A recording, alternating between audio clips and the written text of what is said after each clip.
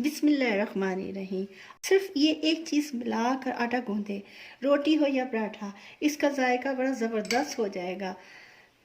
आज की मेरी ये वीडियो हैंड ग्लव्स के मुतालिक है।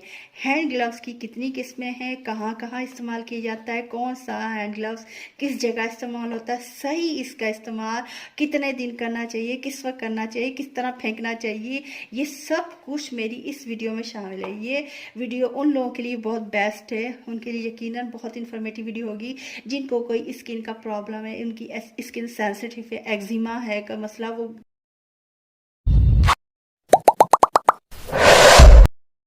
अस्सलाम वालेकुम my YouTube family, welcome to my YouTube channel Fahmi's cooking and kitchen hacks. जी हाँ, हैंड ग्लव्स। आज की मेरी ये वीडियो हैंड ग्लव्स के मुतालिक है।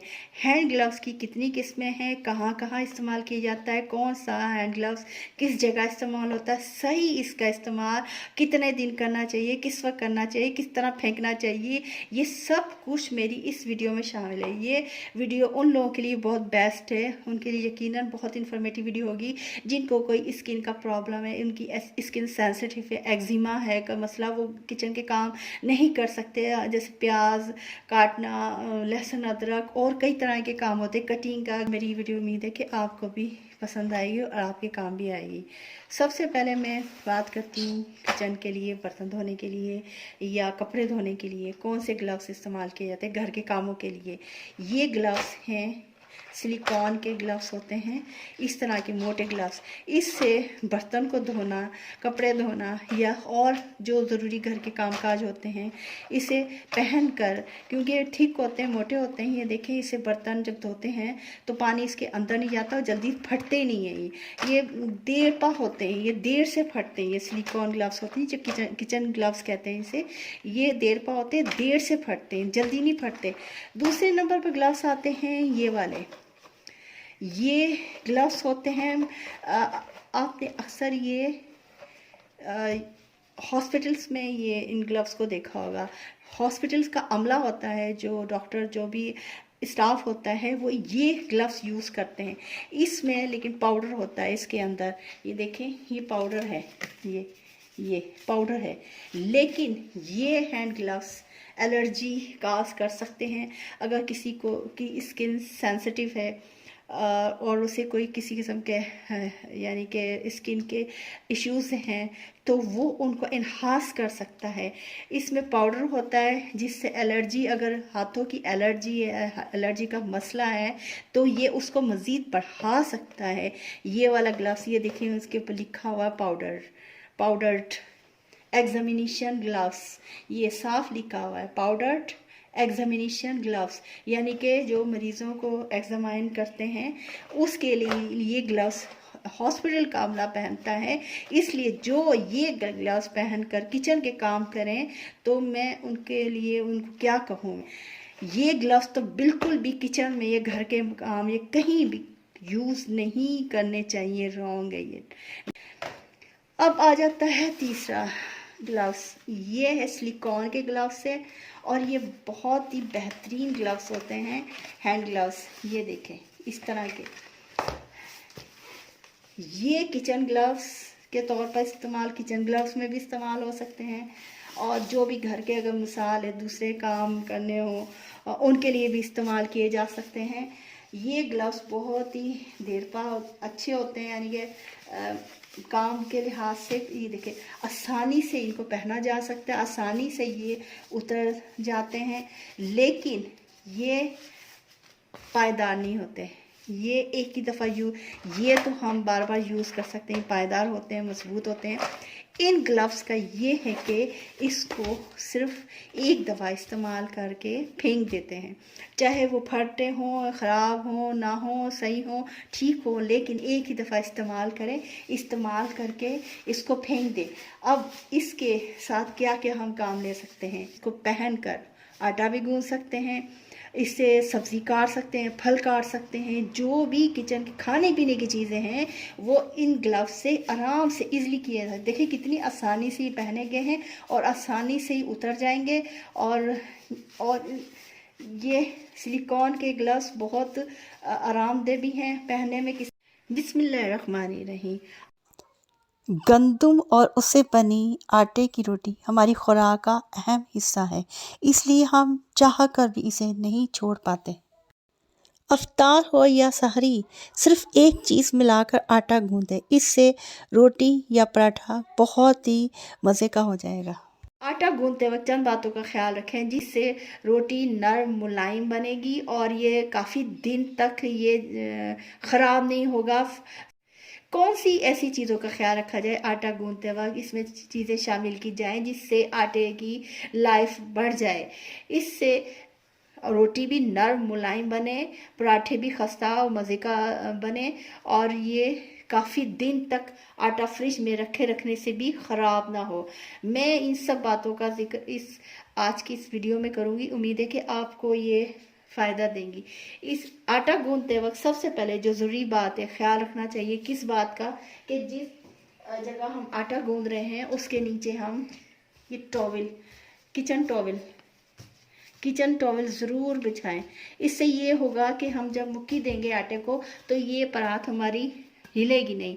ये अहम बात कि आटा ख़राब ना हो, इसमें जो ऊपर ब्लैक सा आ जाता है, पपड़ी सी आ जाती है, ब्लैक ब्लैक सी, ख़राब हो जाता है जल्दी। क्यों होता है, क्या वजह होती है? सबसे मेन जो ज़रूरी वजह है आटे के ख़राब होने की, वो पानी, आम पानी का इस्तेमाल करना है।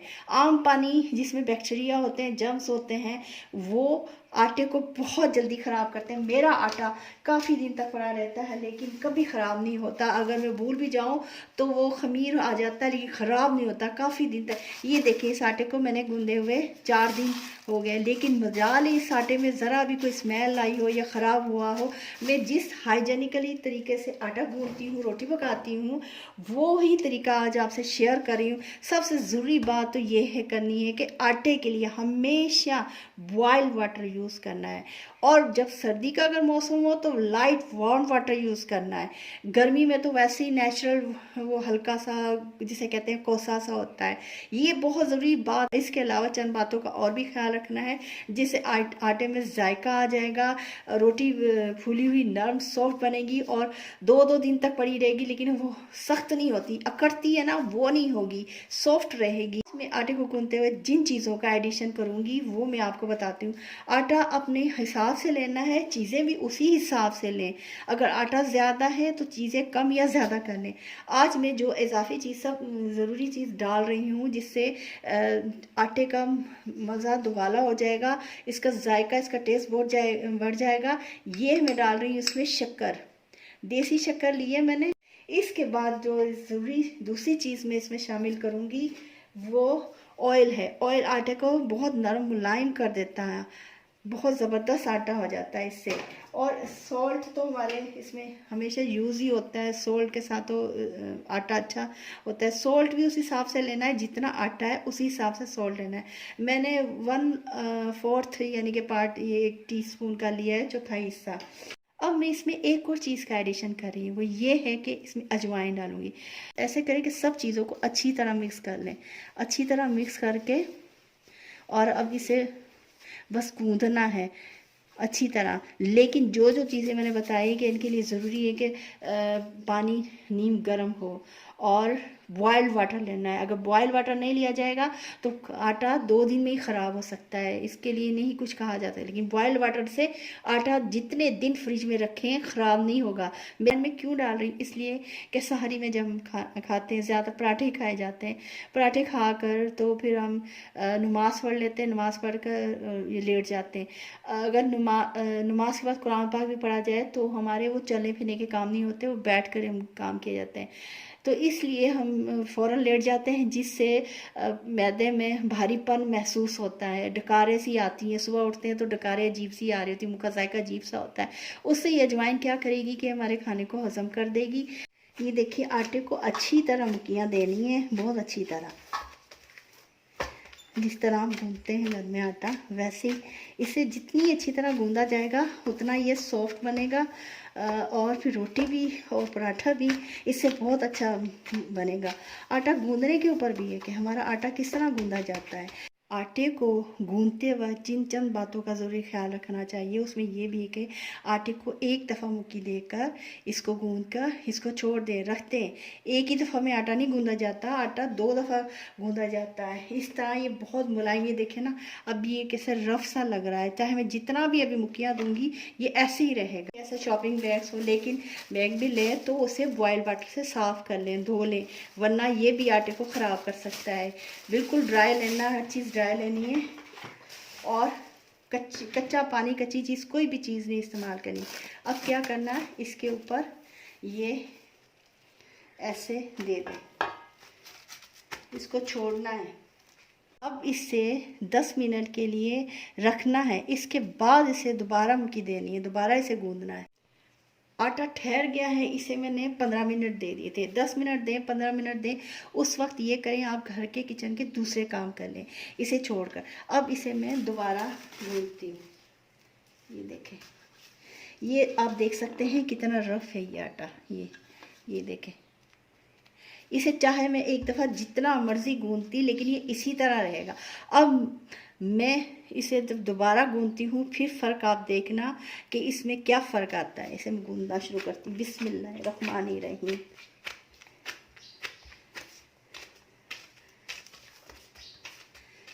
ये जो मैं आटा गूंद रही हूँ ये खालिस गंदम का आटा है, प्योर गंदम। मेरी आदत है कि हमेशा मैं ऑर्गेनिक चीज़ें इस्तेमाल करती हूँ। इसके लिए गंदम मैं मंगवाती हूँ गांव से, जहाँ से भी मंगवा लूँ मैं, मंगवा के उसे साफ़ करके अच्छी तरह, और उसे प्रिज़र्व कैसे किया जाता है, अगर उसे सही प्रॉपर तरीके से प्रिज़र्व ना किया जाए, महफूज ना किया जाए, तो उसमें कीड़े पड़ जाते हैं, सुसरी पड़ जाती है, उससे वो गंदम बिल्कुल ख़राब हो जाती है, यानी कि वो सही नहीं रहती, खाने के काबिल नहीं रहती।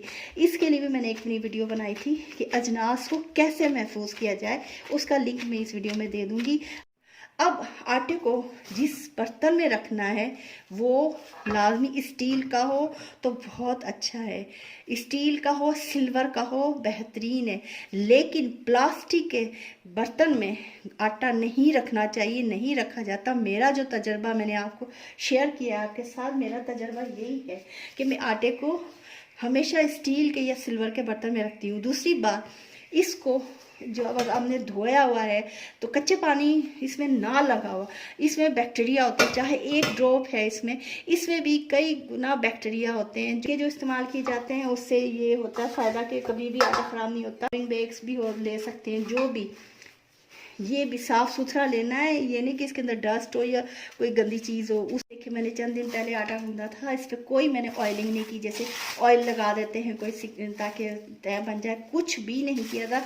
सिर्फ मैंने ये इस तरह के होती है जो प्लास्टिक की, ये मैं इसके ऊपर कवर कर देती होती हूँ और अच्छी तरह करती हूँ साफ़ सुथरा तरीके से। जब सेहत के असूलों के मुताबिक खाने पकाने का, रखने का ख्याल किया जाता है तो हमारी सेहत भी अच्छी रहती है और चीज़ भी ख़राब नहीं होती। ये बातें आपको अच्छी लगी हो, मेरी इन्फॉर्मेटिव वीडियो लगी हो तो काइंडली मेरे चैनल को ज़रूर सब्सक्राइब करें। अगर मेरे चैनल पर नए हैं तो मेरे चैनल पर बेल आइकन को ज़रूर प्रेस करें ताकि हर नई आने वाली वीडियो का नोटिफिकेशन आप तक पहुँच जाए। मेरी सारी वीडियो में कोई ना कोई इन्फॉर्मेशन होती है जो आपकी ज़िंदगी में, आम ज़िंदगी में आपको बहुत फ़ायदा दे सकती है। तस्दीक के बगैर पढ़े अगर हम किसी बात को आगे पहुंचाएंगे तो वो मुनासिब नहीं होती। तो इसलिए अगर आप मेरे चैनल पर विज़िट करें, मज़ीद मेरी वीडियोस को देखें, मेरे चैनल पर नए हैं तो आपको मेरी हर वीडियो में कोई ना कोई इन्फॉर्मेशन आपको मिलेगी और आपके काम भी आएगी। अगर आपको मेरी वीडियो अच्छी लगी हो तो लाइक ज़रूर कीजिएगा। आपका देवा एक लाइक हमारी हौसला अफजाई करता है और हम मज़ीद नए आइडियाज़ के साथ वीडियोस लेकर आते हैं। वीडियो को देखने का शुक्रिया।